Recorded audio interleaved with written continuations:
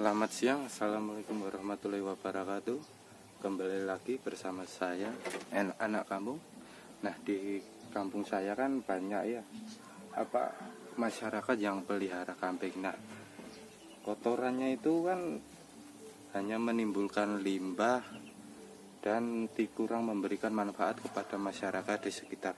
Nah, oleh karena itu di sini saya akan mengajarkan masyarakat tuh untuk memanfaatkan kotoran kambing yang ada, yang dilihat sebagai limbah itu lebih bermanfaat untuk dijadikan pupuk tanaman.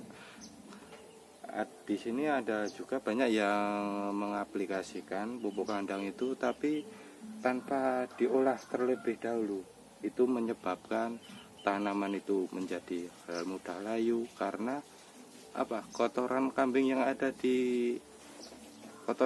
yang belum diolah itu mengandung amoniak yang bersifat panas sehingga itu dapat merusak tanaman, bisa menjadi tanaman mudah layu, kering ataupun terserang penyakit. Untuk itu, yuk lanjut ikuti. Nah, inilah sebagai contoh kalau kotoran kambing yang langsung diaplikasikan tanpa diolah tanamannya itu menjadi kering, layu, dan akhirnya mati. Ya, kita siapkan bahan-bahannya terlebih dahulu, yaitu yang pertama itu kotoran kambing yang sudah dihaluskan. Kenapa dihaluskan itu untuk memisahkan ranting-ranting yang terkandung pada kotoran kambing. Yang kedua itu sekam padi yang sudah dibakar, itu agar tanah itu menjadi gembur. Kemudian obat-obatnya atau larutan yang kita butuhkan itu yang pertama itu E4, bakteri fermentasi asli produksi dari Indonesia. Selanjutnya yang kedua itu ada tetes tebu, atau ini sebagai makanan untuk bakteri E4. Yang ketiga itu ada kapur dolomit. Nah, kapur dolomit ini fungsinya itu untuk menetralkan pH tanah, sehingga tanah itu yang tadinya asam tidak dapat ditanami atau bisa ditanami, dan membuat pertumbuhan tanaman itu kurang subur. Itu diperlukan kapur dolomit. Yang terakhir itu ada trichoderma. Nah, trichoderma di sini fungsinya itu untuk mencegah akar tanaman itu menjadi layu, terus kemudian mati. Nah, itu untuk menangkal bakteri-bakteri jahat yang kurang baik untuk tanaman. Selanjutnya mari kita campurkan bahan-bahan yang telah disiapkan tadi. Yang pertama itu kotoran kambing yang sudah dihaluskan. Selanjutnya kita tambahkan sekam padi.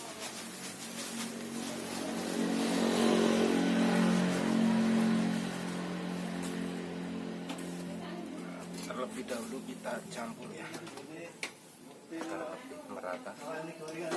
Ini perbandingannya itu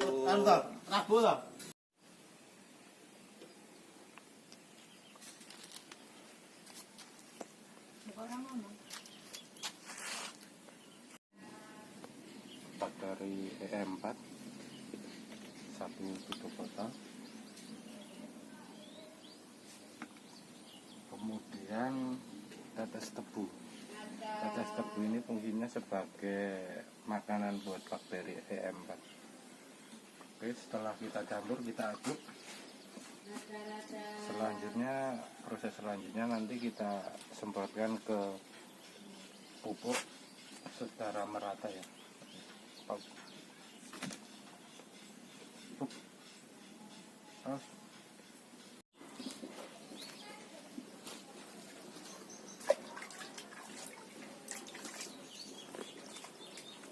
Ini ya cairan air yang sudah dicampur dengan trichoderma, kita ciprat-cipratkan saja. Nah, setelah kita ciprat-ciprat gini, kita aduk lagi sampai merata. Ini kita ulang terus sampai ini semua tercampur rata ya.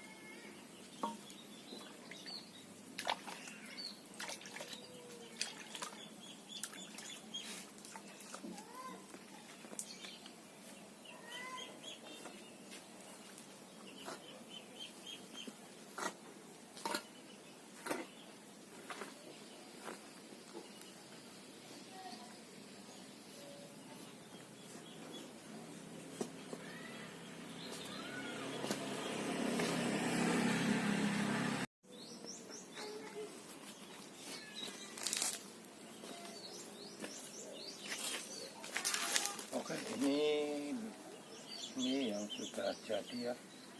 Ini sudah ditambahkan P4, tetes tebu sama trichoderma. Ini tingkat kelembapannya itu sudah 40%. Ini buktinya kita kebal bisa, tapi ya juga mudah hancur. Nah, selanjutnya kita tinggal menambahkan ini kapur dolomit. Kapur dolomit ini nanti kita tabur-taburkan saja dan kita ratakan kembali.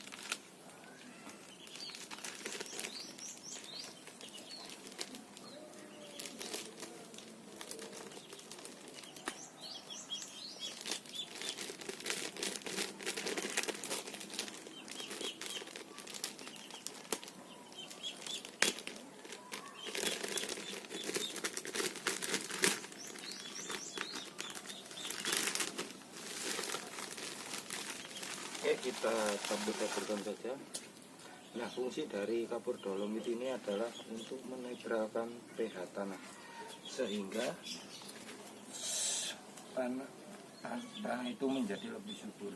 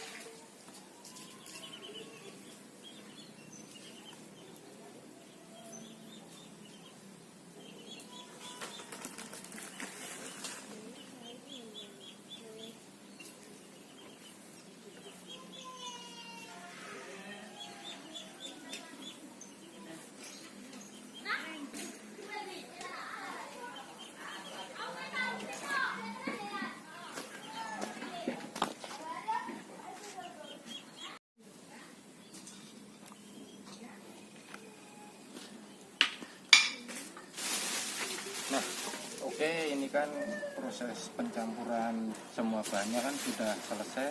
Nah, kita tinggal masuk ke proses fermentasi. Kita masukkan ke wadah plastik. Nah, dan setelah, kenapa pemilihan wadah plastik ini, karena ini lebih rapat. Selanjutnya, nah, setelah dimasukkan ke wadah plastik, nantinya kita masukkan lagi ke karung dan kita simpan tutup rapat di dalam tong itu selama 2 minggu, 3 minggu atau 4 minggu, lebih lama lebih bagus. Nah, nanti di 2 hari sekali nanti kita cek gimana tingkat kelembapannya. Kalau dirasa kering itu kita nanti kita tinggal semprotkan cairan E4 lagi.